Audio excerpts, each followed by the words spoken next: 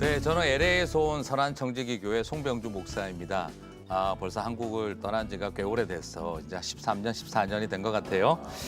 자, 가을에 오니까 너무 좋습니다. 오늘 이 가을에 와서 날씨가 너무 좋아요. 자, 이 좋은 날씨 속에서 또 같이 이렇게 CTS에 와서 기독교 세계관에 대해서 강의를 하도록 하겠습니다.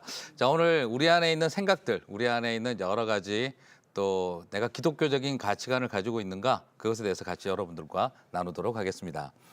자, 오늘 그러면 이제 강의를 시작하면서 같이 나눔을 시작하면서 우리가 나는 정말 생각하고 있는가 아니면 생각하게 되었는가에 대해서 먼저 좀 시작을 할까 싶어요. 여러분 생각하고 계신 거예요? 아니면 생각하도록 길들여졌다고 생각하시나요? 예, 마음은 생각하고 있다고 해서 제가 생각하고 싶은데 그런데 우리가 어떤 한 시대의 산물이고 또 우리가 이 생각을 어떤 방향으로 하도록 굉장히 많이 길들여져 있어요. 자, 세계관이라는 게 뭐냐라고 한번 해본다면 말 그대로 이렇게 세계 지도만 봐도 관점이 굉장히 달라요. 자, 무슨 말이냐 그러면 여러분이 우리 한국에서 보는 세계 지도, 한국에서 보는 세계 지도는 자 항상 보면 이게 여러분 아시아라고 믿으시고 여기 한국이 있죠. 그리고 여기에 이제 그 유럽이 이렇게 있고 그리고 아프리카가 있고 그리고 여기 아메리카가 이렇게 있어요. 세계지도 되게 간단하죠? 네. 자, 이 세계지도는 누가 그린 세계지도냐? 이거는 중국 사람들이 아시안들이 만든 세계지도예요. 중심이 누굽니까? 세상의 중심이 중국이고 아시아예요. 그러니까 이게 우리가 보는 세계지도예요. 그런데 미국 사람들이나 유럽 사람들이 그리는 세계지도는 어떨까요? 전혀 이렇지가 않아요. 자, 유럽 사람들이 그리는 세계지도를 보면은 미국 사람들이 그리는 세계지도를 보면 가운데 중심에 유럽이 있어요. 그래서 말 그대로 여기에 유럽이 이렇게 유럽이 있으면 아시아가 이쪽에 있고 그리고 아프리카가 이렇게 있고 그리고 이쪽에 아메리카 대륙이 이렇게 있어요. 우리가 보통 일반적으로 보는 세계지도는 이렇게 돼 있어요. 중심이 누구일까요? 영국과 유럽이 중심이에요. 자, 그러면 여기에서 여러분 한 가지 재미난 걸 하나 생각해 볼까요? 극동. 자, 우리를 뭐라고 그러죠? 동방의 동방 예의지구. 예의지구. 또 우리를 해 뜨는 나라라고 그러죠? 되게 좋은 말 같죠? 네, 좋은 말이 아니에요. 자, 무슨 말이냐? 세상의 중심이 누구라는 거죠? 유럽 사람들이에요. 그러면 우리는 뭐예요? 극동인 거예요. Far East. 극동이라는 말이에요. 자, 중동을 뭐냐? Middle East. 중동이라고 하는 거예요. 뭘 기준으로 생각하고 있는 거죠? 유럽 사람들의 관점에서. 자신들이 세계 중심이라고 생각하고 있는 입장에서 볼 때 우리는 Far East예요. 동쪽에 해 뜨는 나라, 극동이라는 거죠. 무슨 뜻입니까? 칭찬일까요? 변두리라는 뜻일까요? 변두리라는 말입니다. 그래서 인도의 시인 타고르가 동방에 해 뜨는 나라라고 했다 그러죠. 그게 왜 그렇게 생각했느냐? 인도가 어느 나라의 식민지였습니까? 영국의 식민지였죠. 그러니까 영국인들의 관점에서 우리는 뭐죠? 동쪽에 해 뜨는 나라인 거예요. 자, 다시 말씀드리면 여기 속에 담겨 있는 굉장히 중요한 의미는 극동이라는 말 자체가 해 뜨는 나라라는 말 자체가 칭찬처럼 들리지만 사실은 뭐라는 겁니까? 굉장히 우리는 동쪽에 있는 변방의 오랑캐 같은 존재라는 뜻입니다. 자, 그러면 동방예의지국이라는 말을 누가 썼을까요? 우리가 쓴 게 아닙니다. 자, 이 말을 제일 많이 쓴 분들이 중국 사람들이에요. 중국 사람들이 우리를 볼 때마다 동방예의지국이라 그랬습니다. 자, 우리가 예의가 바르다 그리고 아주 칭찬받을 만한 나라라는 뜻도 담겨 있겠지만 또 한편으로는 무슨 뜻일까요? 큰형님인 중국을 잘 섬기는 아랫 것들이라는 뜻입니다. 갑자기 기분이 확 나빠지죠? 네. 나는 지금까지 동방예의지국이라니까 굉장한 칭찬인 줄 알았는데 이게 바로 뭐냐면 사대주의적 배경 속에서 4대 사상 속에서 중국이 큰형님이고 아버지와 같은 나라고 우리 변방에 있는 오랑캐들 우리는 뭐라고 불렀느냐? 동이라고 불렀어요. 동쪽에 있는 오랑캐라는 뜻이에요.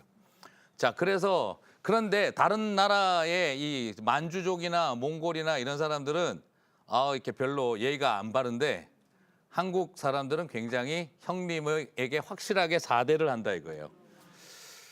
자, 뭐 전적으로 다 그렇다고 말할 수는 없겠지만 이거는 한쪽 그런 측면이 존재한다는 거예요. 그렇기 때문에 제가 여러분하고 좀 나누고 싶은 게 이게 뭘 말하고자 하냐 그러면 세상의 중심이 누구냐는 거죠. 중국이라는 말 자체가 무슨 뜻이죠? 가운데 중자의 나라 국자예요. 무슨 뜻입니까? 중화사상, 세상의 중심인 나라다라는 의미를 가지고 있어요.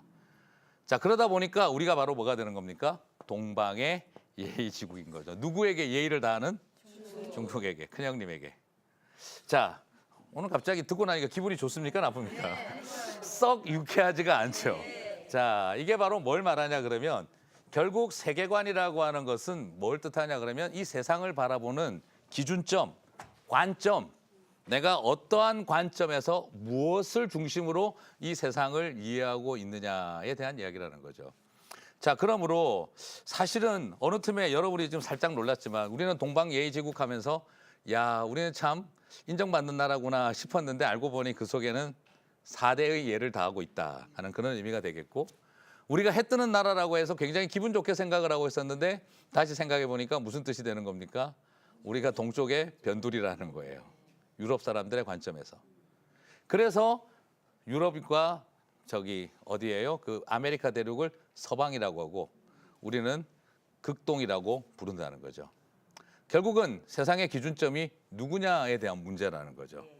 자, 그러므로 지금 어느 틈에 내가 생각하고 있다고 여겨왔던 많은 것들이 금방 한순간에 내가 뭔가에 살짝 속은 듯한 느낌이 드는 거예요. 자, 길들여졌다라는 거죠. 그래서 여성은 태어나는 게 아니라 여성은 만들어졌다, 길들여졌다라고 말하죠. 그렇게 해야 되는 거. 남자아이들이 넘어지면 뭐라 그러죠? 어디 남자아이가 울고 그래? 괜찮아, 남자애는 울면 안 돼. 여자아이들이 넘어지면은 아유 우는 것도 예뻐요.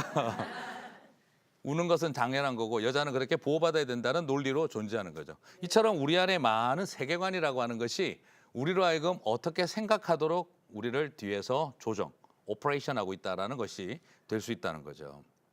자, 그러면 저와 여러분을 향해서 어떻게 그런 어떤 생각과 사고 체계가 우리를 이렇게 브레인 샤워를 한다 그러죠. 브레인 와시를 한다 그러죠. 이렇게 세뇌를 시키고 있느냐. 그건 어릴 때부터 여러분이 태어나서부터 시작이 되어져요. 가장 우리가 먼저 갖게 되는 첫 번째의 세계관은 우리 엄마와 아빠의 한이 어린 세계관. 그죠? 내가 머릿속에 뭘 기획하고 정리하고 생각을 정리할 그런 어떤 인지 학습 능력이 전혀 없을 때 엄마 아빠가 한이 어린 세계관을 나에게 심어줘요. 사랑하는 이를 악물고 그죠? 사랑하는 내 딸아 너는 사랑에 미치지 말고 나중에 어떻게 하든지 성공해라. 이제 이런 이야기죠. 또 아버지는 어떻게 해야 합니까? 나는 큰아들로서 너무 많은 걸 포기하고 내 꿈을 포기했다. 너는 나중에 꼭 성공해라. 자, 그런 이야기가 어린 시절부터 내 가슴 속에 부모의 한이 어린 세계관이 내 가슴 속에 숨어 있어요. 그래서 나중에 하나님이 나를 부르셔서 헌신해야 될 때도 어떻게 될까요? 그 엄마와 아빠의 한이 어린 세계관이 나를 붙잡아요. 그럼 안 되는데 우리 엄마 한을 누가 풀어드리지? 자, 이런 마음이 생기는 거죠. 자, 사실은요 정말 그게 어렵습니다. 나중에 그걸 극복하기가 굉장히 어려워요. 그래서 우리가 어릴 때부터 이렇게 생득적으로 태어나면서부터 가지게 된 그런 어떤 감정, 분노, 한, 상처. 자, 그것으로 해서 형성되어진 세계관은요 일종의 상처에 기초한 한의 세계관은 굉장히 무섭습니다. 나중에 가정에서 채워지지 않았던 굶주림, 열등감, 분노, 경쟁심 그런 것들이 나로 하여금 나는 이렇게 살아야 된다 하는 나는 꼭 반드시 저런 것을 이루고 말 거야 하는 그런 어떤 굉장히 강력한 집착을 만들어내게 되어지죠. 그때는 하나님 말씀이 뭐가 떨어져도 안 받아들입니다. 그만큼 왜? 내 안에 굶주림이 있거든요. 내 안에 분노가 있거든요. 내 안에 채워지지 않은 그 꺼져버린 듯한 그 내 마음의 밑손바닥이 터져버린 것 같은 그 마음이 있거든요. 그거는요 아무리 하나님의 말씀이 뭐 이게 바른 길이고 어쩌고 해도요 마지막 순간에 딱 들어갔었을 때 내 안에 이 뱃속에 가지고 있는 세계관이라고 할 수 있어요. 그런 이야기 하거든요. 머리에만 뇌가 있는 게 아니라 배에도 뇌가 있다. 그 말은 배에 정말 뇌가 있다는 말이 아니라 어떤 의미에서는 우리의 생각을 주장하는 가장 무서운 것은요 여기에 있는 게 아니라 이 뱃속에 있다는 거예요. 그것이 내 안에 굶주림과 분노로 발동하기 시작하면 답이 나오지는 않습니다. 그 다음에 우리 안에 이제 또 자라가면서 우리 안에 있는 세계관이 그렇게 길들여지는 과정이 있어요. 아까 어린 여자아이가 넘어졌을 때, 남자아이가 넘어졌을 때 부모님들이 보이는 반응, 세상이 보이는 반응에 따라 남자는 이래야 된다, 여자는 이래야 된다는 그 세계관에 갇히게 되어져요. 자, 그래서 어떤 의미에서는 우리가 어린 시절부터 보는 동화와 우화와 이런 것들이 가장 우리의 세계관을 주장하는 것 중에 하나예요. 자, 동화와 우화를 통해 가지고 저와 여러분들이 세계관에 도전을 받습니다. 가장 대표적으로 뭐가 하나 떠오를까요? 개미와 배짱이 그리고 생지 프레드릭 뭐 이런 이야기들이 있는데, 자, 먼저 백설공주 한번 생각해 볼까요? 백설공주. 백설공주 아름다운 이야기죠? 네. 아, 근데 목사님 자꾸 저렇게 이야기하면 헷갈린다 생각이 들죠? 백설공주 분명히 아름다운 공주 이야기일 것 같아요. 근데 저는 이 백설공주 이야기를 이렇게 표현하고 싶습니다. 의도적으로 재해석하자면 수컷들이 만든 여자 이야기. 자, 여기 나오는 백설공주 어떤 여성이죠? 일단 머리가 까맣다. 얼굴은 백옥 같다. 그리고 입술은 앵두 같다. 그죠? 실제로 그대로 갖다 붙여놓으면 괴물이죠. 그런데 자, 그런 어떤 여성, 그 백설공주. 여러분 한번 생각해 볼까요? 백설공주는 아름답고 예쁜 여자다. 분명한데, 자, 그런데 여기에서 사실은 이게 뭐가 담겨 있냐 그러면 수컷들이 원하는 여자의 이미지라는 거죠. 자, 여러분 한번 생각해 보겠습니까? 그 백설공주 어떤 여성이었나? 분명히 예뻤어요, 그죠? 그리고 자기 스텝마더라고 하는 그 계모 왕비였던 그 너무 예뻐가지고 질투해서 사냥꾼을 시켜서 죽이려고 했어요. 그런데 너무 예쁘니까 사냥꾼이 안 죽여요. 자, 예쁜 여자는 산다, 끝까지. 자, 그리고 난 다음에 버렸는데, 자, 백설공주는 어떤 여성이냐면 제가 보기에는 얼굴 예쁘고 머리 나쁜 여성의 전형적인 이미지예요. 나중에 그렇게 배가 고프니까 난쟁이 집에 들어가서 7그릇 밥을, 죄송합니다, 다 퍼먹었어요. 그리고 나서 남의 집에서 잤습니다. 자, 여러분 그런 여성 있나요? 집에 가서 7그릇 밥 다 퍼먹고 엎어져서 남자 집에서 잘 수 있는. 자, 그러고 나서 난장이들이 들어왔습니다. 얼굴이 못생겼더라면 용서했을까요? 안 했을까요? 자, 이 모든 것이 용서되는 이유가 뭐죠? 이쁘니까. 네. 아무 생각 없이 먹고 자도 돼요. 이쁘니까. 그러고 나서 그 다음부터 갑자기 모든 상황을 듣고 나니까 난쟁이들이 흑기사를 자처합니다. 절대 집 밖에 나가지 마라. 너희 엄마가 너를 죽이러 올지 모른다. 너는 반드시 집 안에만 있어라. 청소하고 집 안에만 있어라. 그런데 그 스텝마더가, 그 계모 왕비가 거울을 쳐다보면 거울아 누가 제일 예쁘니 했더니 아직도 백설공주가 예쁘다는 거예요. 그래가지고 마귀알몸 분장을 하고 찾으러 옵니다. 자, 그런데 너무나 놀랍게도 3번에 걸쳐서 백설공주가 당하는데요. 전부 다 예쁜 것만 보면 정신을 못 차려요. 아가씨, 이 빗을 보세요. 이 빗으로 아가씨 머리를 이렇게 빗질을 하면 정말 아름다워지실 거예요. 그래가지고 빗질을 하는데 그 빗에 독이 묻어 있는 거죠. 그래서 빗 꽂고 쓰러졌어요. 근데 나중에 난쟁이들이 와가지고 빗을 빼주면서 거 봐라, 우리가 뭐라 그랬냐, 조심해라고. 근데 그 다음번엔 또 그 어머니가 와가지고 어떻게 합니까? 아가씨, 이 허리띠가 너무너무 아름다워요. 그 잘룩한 허리에 이 허리띠를 동여매면 정말 아름다울 거예요. 또 이쁜 것에 정신 팔려가지고 또 허리띠 꽉 졸라매니까 숨이 막혀요 하고 또 쓰러졌어요. 절대 이제는 문 열어주지 말고 아무도 맞지 마라 그랬는데 이번에는 예쁜 빨간 사과를 들고 왔어요. 아, 제가 미국 가서 코스코에 가니까 빨간 사과가 있더라고요. 야, 백설공주에 나오는 그 사과다. 집에 사가지고 왔어요. 그래서 먹어보고는 백설공주가 왜 죽었는지 이해가 간다. 너무 맛이 없어요. 네. 자, 그런데 생긴 건 되게 예뻐요, 그죠? 근데 그 빨간 거를 물었더니 거기에 독이 들었어요. 쓰러졌어요. 자, 여러분, 디즈니랜드가 돈 많은 회사죠. 근데 영화를 자세히 보시고 그 동화를 보면은요, 마귀알몸 분장 3번 다 똑같아요. 자, 백설공주가 얼마나 생각 없는지 아시겠죠? 아무리 인생이 3세번이라 그래도 3번이나 속았어요. 똑같은 분장을 한 마귀알몸 분장을 한 자기 엄마에게 3번을 속았어요. 생각이 있다 없다? 예, 아무 생각 없는 여성이에요. 뭐는 예쁘다, 얼굴은 예쁘다. 네. 그게 어떤 거냐? 남자들이 원하는 여성인 거죠. 그리고 난 다음에 그다음 나타난 난쟁이들, 이건 변태입니다. 죄송하지만. 죽었으면 묻어야죠. 그걸 어떻게 했죠? 유리관에 넣어두고 그냥 그 경배를 하고 있어요. 유리관에 넣어두고. 예쁜 여자는 죽어서도 예, 사랑받는다. 그 시대의 유리 엄청 비싼 겁니다. 네. 그런데 유리관에 넣어두고 꽃장식하고 난리예요. 미는 죽어서도 숭배받는다. 그 다음에 나타난 왕자. 죄송하지만 이 변태의 극치예요. 죽은 시체를 데리고 가려는 거예요. 이유는 예쁘니까. 여러분 이게 정상입니까? 거기 나오는 남자들 완전 비정상이에요. 단지 미인이라는 이유 하나. 그런데 데리고 가다가 관을 떨어뜨려서 목 안에 있던 사과가 튀어나왔어요.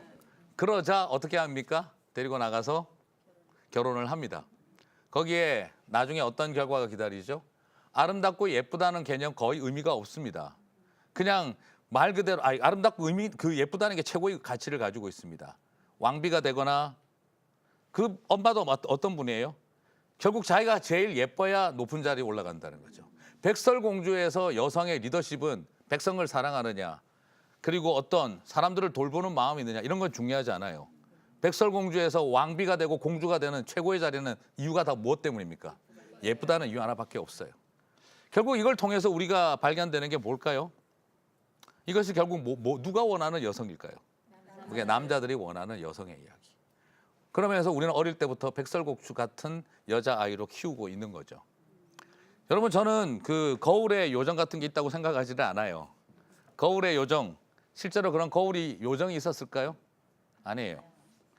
오히려 그 거울의 요정은요, 자신의 두려운 마음이 반영되고 있는 뿐인 거예요. 저는 생각할 때 나중에 백설공주도 왕비 되고 나서 거울 쳐다보고 있을 거라고 생각해요. 자기 남편이 어떤 인간입니까? 예쁘면 시체도 데리고 오는 인간입니다. 불안하고 두려운 마음에 백설공주도 거울 쳐다보고 맨날 뭐 물어볼까요? 거울아 거울아, 이 궁궐에서 누가 제일 예쁘니? 자기보다 더 예쁘다고 생각되는 것들 역시 자기도 사냥하고 있을지 모르죠. 자, 왜 제가 이런 이야기를 드리냐 그러면, 우리는 많은 세계관이라고 하는 것을 내가 자발적으로 가지고 있고 나는 생각하고 있다라고 여기고 있으나, 사실은 많은 경우에 우리는 그렇게 생각하도록 우리가 길들여져 가고 있었다라는 거예요. 크리스찬이 된다라고 하는 것도 굉장히 어려운 싸움입니다. 우리가 그리스도인으로서 이 땅을 살아가고 그리스도인다운 세계관과 가치관을 가져야 하는데, 우리는 내가 가지고 있는 가치관과 세계관을 갖고 살아가고 있는 게 아니라 이 세상 속의 세계관에 흔들려서 살아가고 있다는 거예요. 제가 한 가지 발견한 놀라운 좀 안타까운 일이 있는데, 교회를 오래 다닐수록 사람들이 안 좋아져요. 많이 배울수록 고집스러워져요. 이상하게 교회를 오래 다닐수록 좀 문제가 심각해져요. 그래서 결론은 교회를 다니지 말자 이렇게 할 수는 없고. 그래서 제가 이해가 안 갔어요. 왜 그럴까? 그렇게 많이 배우고 저렇게 많이 훈련 받는데 왜 더 고집스러워지고, 왜 열린 마음을 갖지 못하고, 왜 저렇게 인간적인 생각에 똘똘 뭉쳐서 살아갈까? 가만히 생각해 보니까 우리가 어떤 것을 받아들일 때 이 프레임 속에서 받아들이는 거예요. 내 나름대로 만들어 놓은 프레임이 있어요. 이 틀 속에서 이만큼을, 하나님의 말씀을 이만큼을 부어줘도 나머지는 다 버리고 요 안에서만 딱 받아들이는 거예요. 조금 다른 식으로 옮겨 놓으면 뭐냐, 저 같은 경우 경상도 남자 유교적 생각의 틀에 맞는 기독교만 받아들이고 있는 거예요. 내가 전적으로 하나님의 말씀을 배우고 있는 게 아니라 경상도 남자 유교적 생각이 강한 사람의 세계관 속에서 그거랑 맞아떨어지는 기독교만 받아들이고 있다는 거예요. 그러니까 교회에서 저도 더 많은 좋은 양질의 교육을 많은 양으로 교육시키면 성도들이 달라지지 않을까 막 부어줬더니 여전히 어떻게 하고 있는 거죠? 이 프레임을 자꾸 높이고 있는 거예요. 그래서 많은 걸 배우면 배울수록 경상도 남자 유교 의식에 맞는 생각만 자꾸 채우고 있는 거죠. 그리고 이게 나중에 높아지니까 불안하잖아요. 그러니까 어떻게 하죠? 더 두껍게 만들기 시작하는 거예요. 그래서 나중에는 굉장히 큰 넓이를 차지하고 있는데 실제로는 담아내는 내용은 이거밖에 안 되는 거죠. 그러니까 배우면 배울수록 더 어떻게 되는 겁니까? 더 남자 유교적 생각을 더 강화시키고 있는 거예요. 자, 그러면 어떻게 해야 되느냐? 우리가 뭘 많이 집어넣는 것보다 지금 더 중요한 것은 바로 디러닝이라는 걸 시켜야 된다는 거죠. 이게 바로 뭐냐 그러면 내가 지금까지 배웠던 것을 탈학습을 시켜야 된다는 거예요. 탈학습. 자, 무슨 말이냐? 지금까지 우리가 가지고 있는 이런 어떤 생각과 사고의 프레임, 이 틀을 깨뜨리는 작업이 먼저 필요하다는 거예요. 그래서 예수님께서도 가르치실 때 어떻게 하셨냐면 너희는 사람을 미워하는 자마다 너희는 살인하지 말라고 배웠으나 나는 너희에게 말하노니 사람을 미워하는 자마다 살인하는 자니라. 뭐라고 계신 거죠? 디러닝 시키고 있는 거예요. 탈학습을 시키고 있는 거예요. 그래서 예레미야를 부르실 때도 너는 무너뜨리고 파괴하고 깨뜨리고 그리고 난 다음에 다시 심고 건설하게 하게 하셨다는 거죠. 다시 말씀드리면 이제 우리가 하나님 앞에서 우리가 건전한 기독교적 가치관과 세계관을 가져가기 위해서 매우 중요한 것 중에 한 가지는 우리가 탈학습이라고 하는 디러닝의 과정을 통해서 다시 배우는 리러닝, 재학습의 과정을 거쳐야 한다는 것이죠. 어떤 의미에서 우리는 이미 벌써 세상의 많은 가치관에 우리는 벌써 이렇게 샤워를 당해버렸어요. 완전히 그것으로 이렇게 씻겨버렸어요. 그래서 나는 어린 시절 우리 엄마 아빠의 한이 어린 세계관 그리고 학교와 사회가 세상이 요구하는 그런 가치관에 어느 틈에 우리도 모르게 굉장히 익숙해졌어요. 그리고 우리가 믿고 있다고 생각하는 많은 기독교적인 가치조차도 의외로 어떻다는 거죠? 바로 유교적인 가치관에 더 잘 맞는 기독교를 우리가 붙들고 살아가고 있다라는 거예요. 그러므로 오늘 세계관 첫 번째 이야기 여러분과 함께 나누면서 제가 좀 드리고 싶은 이야기는 이제 우리 안에 갇혀 있었던 내가 생각하고 있다라고 여겨왔으나 사실은 생각하도록 조작당해 오지 않았는가 하는 생각을 하면서 그러면서 내 안에 있는 이런 여러 가지 거짓된 가치관들과의 싸움 속에 다시 한번 우리 자신을 한번 좀 돌아봤으면 좋겠다는 거죠. 그래서 우리가 바로 가장 간단한 동화부터 그리고 뭐 여러 내용이 있어요. 그런 뭐라 그러죠? 이렇게 개미와 배짱이 같은 거 또 우리 아이들한테 가르칠 내용이 아닌 것 같아요. 거기에 나오는 노동은 뭡니까? 그냥 막노동만 노동이라고 생각해요. 개미 배짱이의 예술 활동은 뭐로 여겨지죠? 예, 논팽이 그죠? 그냥 놀고 사는 인생. 그래서 예술로 인정받잖아요. 그러면 노동은 예술은 누가 즐기는 거죠? 사회 지도층만 즐기는 것. 노동하는 사람은 예술 즐길 시간도 없는 것처럼 되는 거죠. 자, 우리 안에 이런 어떤 세계관들과의 도전이 있습니다. 그러므로 우리가 깨어서 내 안에 있는 왜곡되어진 세계관 속의 기독교를 혹시 오해하고 있지 않는가? 내가 하나님을 오해하고 있는 것은 아닌가? 하나님의 세계관을 잘못 알고 있는 것은 아닌가 돌아보면서 늘 다시 새롭게 재정리해 가시는 좋은 계기가 됐으면 좋겠습니다.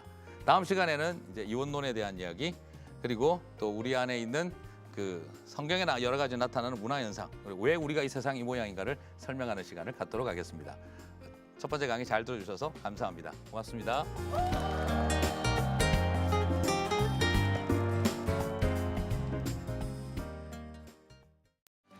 이 프로그램은 CTS 방송가족의 사랑과 후원으로 제작되었습니다. 후원 전화 02-6333-1003번, ARS 060-800-1111번으로 전화 주세요.